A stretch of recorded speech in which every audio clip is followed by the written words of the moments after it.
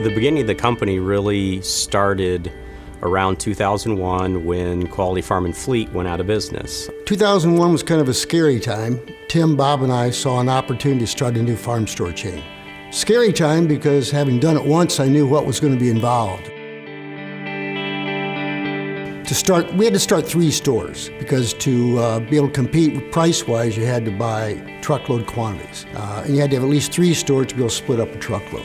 And I really just remember just jumping into it, full steam ahead. I had a tremendous amount of confidence in the concept. The 3 of us really, the synergies were really nice there. All 3 of us came from 3 distinct areas of retailing. First of all, I committed to put in everything I had as well as take out a second mortgage on my house. We were turned down by every major regional bank there was. The bankruptcy of Quality Farm and Fleet had most of them scared to lend to another farm retailer. When we got that financing proposal from Muskegon Commerce Bank, it was incredibly exciting. The 3 locations we went into were locations that Tractor Supply chose not to reopen after the liquidation. What we didn't count on, though, was that last year when Quality was going under, a lot of customers got very alienated. They still associated us with the Quality Farm and Fleet brand that had left a very sour taste in their mouth. And we did not anticipate that at all. It made the first couple of years very difficult. So changing the customers' minds and perception was literally one customer at a time, trying to help them understand and provide the value and the service that we felt was necessary to get the customer to realize we were going to be a different kind of farm store. And an incredible credit goes to our store managers and store team members in those first years because they really built this brand truly one customer at a time.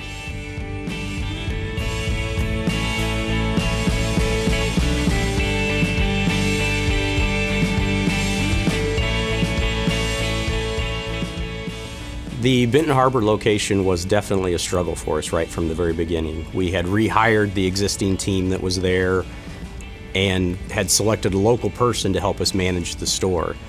And the performance just was really a huge struggle right from the very beginning. So I talked to Bob and Tim and said, you know what we're going to have to do is I'm going to have to let the manager go. We really can't afford to hire another one right now, and I don't have another good one to hire anyway. So we're going to have to run Benton Harbor from Muskegon. So Al and Tim and I took turns driving to Benton Harbor to run the store.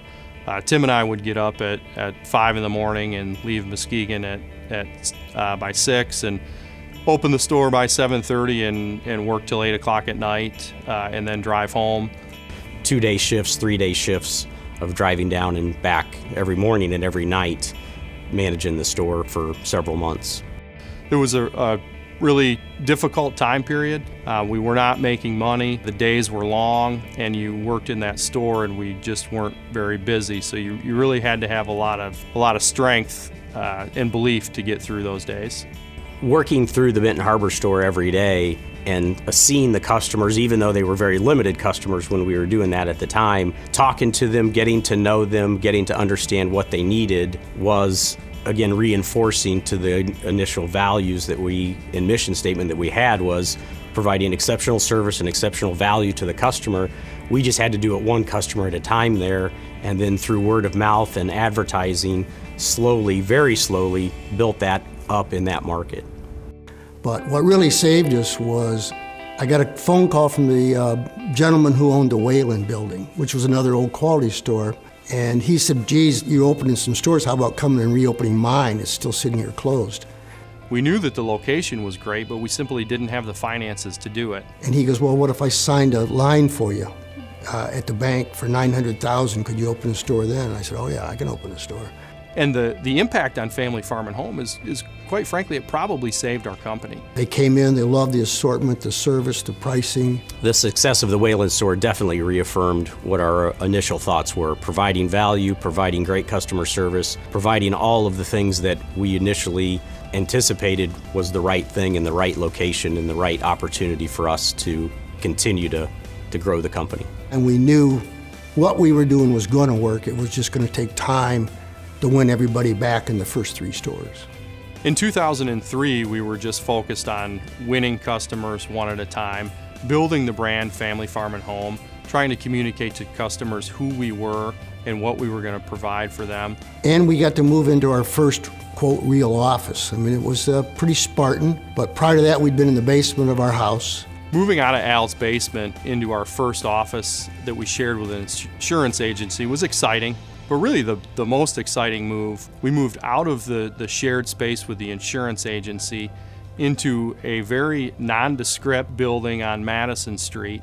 And I remember taking some team members over there the first time and thinking, gosh, I really hope that they're going to be okay coming to work here every day, because it really wasn't much to look at.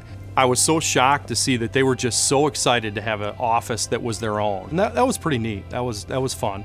The year 2003 was a big year for Family Farm and Home, through spending the time in the stores and helping them understand that they had to meet every single customer, walk every customer to product, literally, to try and capture every single sale throughout the course of that year. Helped, again, reinforce everything that we thought was accurate about our initial idea, that we can take farm stores, recreate a concept, and provide value and service to the customers.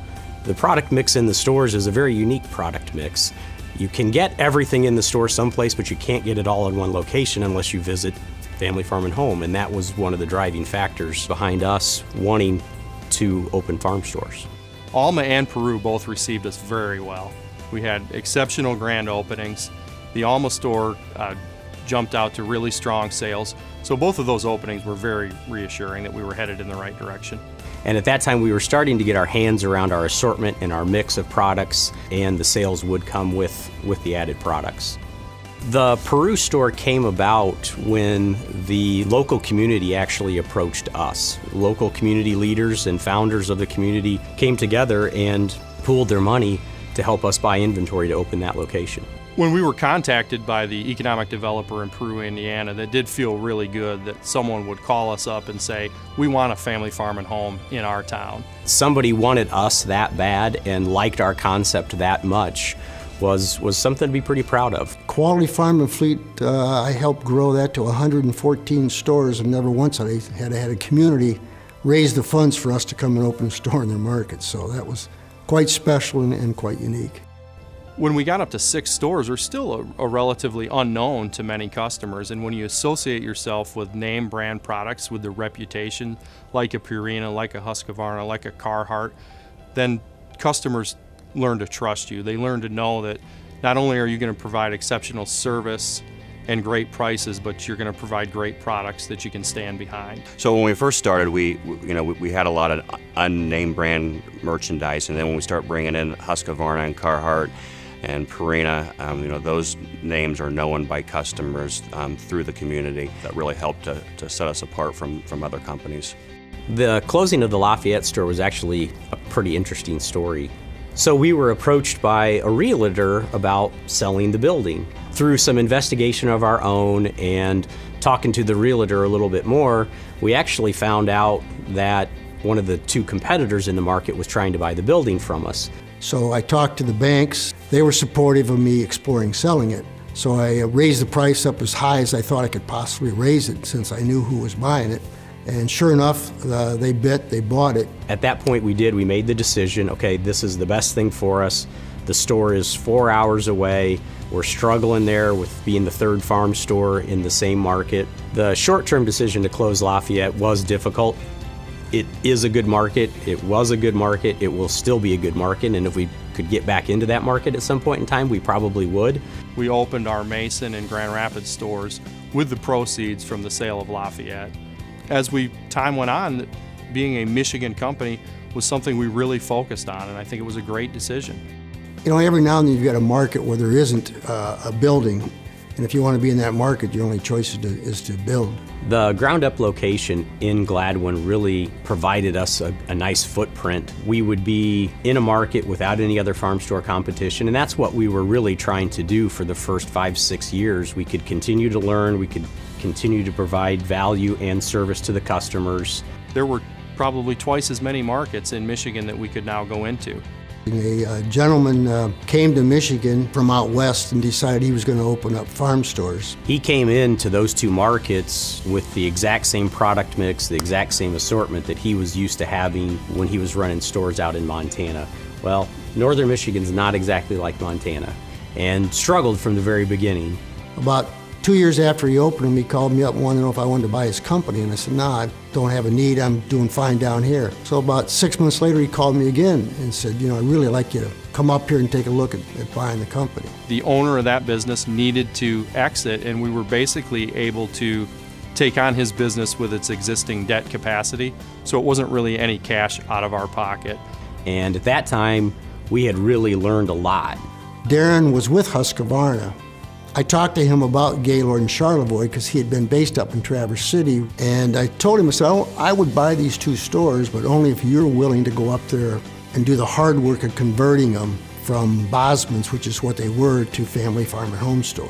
And Darren agreed to go up there and take those two stores on in that challenge of running them and resetting them and rebuilding the teams and converting them to Family Farm and Home Store. As soon as we took over those two stores, you could feel the difference in the store. You could feel the difference in the attitudes of the consumers who were coming in, and they appreciated the new mix of product that was geared towards the things that they needed and when they needed them.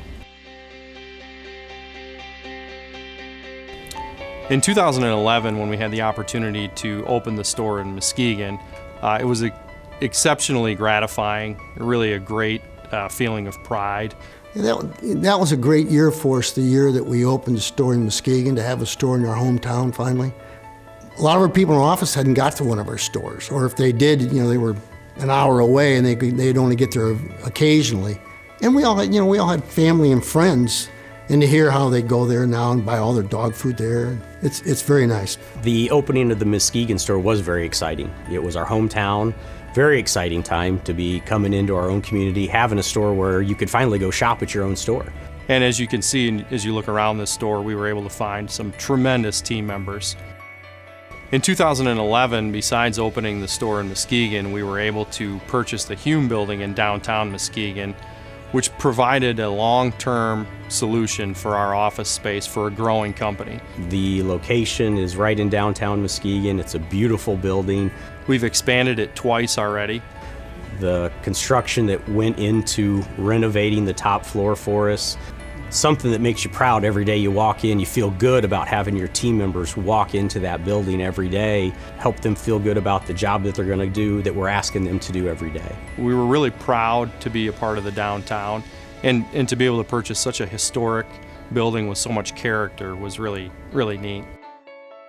I have to really commend and thank for putting some trust into us is Linda Josdick and Linda Stafford. From the very beginning, played a very key role in helping us late nights, staying in the office until 9 or 10 o'clock at night, just setting up SKUs, getting us in a mode where we could be ready to go. And then I'd also be remiss if I didn't mention Craig Freisleben.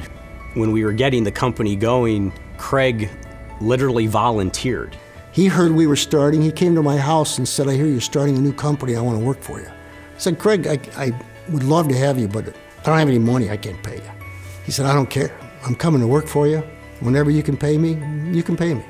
Two of the very first team members that I ever met were Dennis McGuire and Cindy Dunham. Right from the very beginning, not only did they do the receiving for their store, but they also received truckloads for all the other stores and then split them back out and arranged trucking to go back out to the other stores.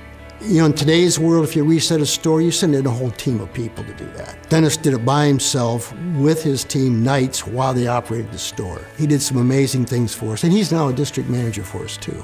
The biggest thing I've enjoyed in the past 15 years is just seeing the company grow. I worked with a lot of great customers. I worked with a lot of great team members, and to go from 3 stores in 2002 to 52 stores in 2017, and who knows where it's going to go from there. Me seeing that whole process and what we went through and to where it is today, and it makes me very proud. Working for Family Farm and Home, being run by a family, they think of you as part of the family. When I first started and Al Fansler was in here, I called him Mr. Fansler. He's like, "Who's that?" you know. He's like, I'm Al. And it's great working for them. They're just wonderful to work for. The owner of the companies are great people to work for, and they've taught me a lot, and I will probably treasure that forever. 8 stores, 11 stores in consecutive years is extremely exciting. Family Farm and Home is more than just a name, and it could not have been done without the 850 incredible team members that come to work for us every day. They've been instrumental in the success we've had, in the growth we've had, and the growth we're going to continue to have. You know, when I step back and know that we built this, it's neat to see all the growth. You know, the first meetings were me and 3 other people. We literally built this business as a family. It's certainly the most important thing to me. It's nice to know that this investment is ours, and it can perpetuate. Hopefully, someday my grandchildren will run it someday.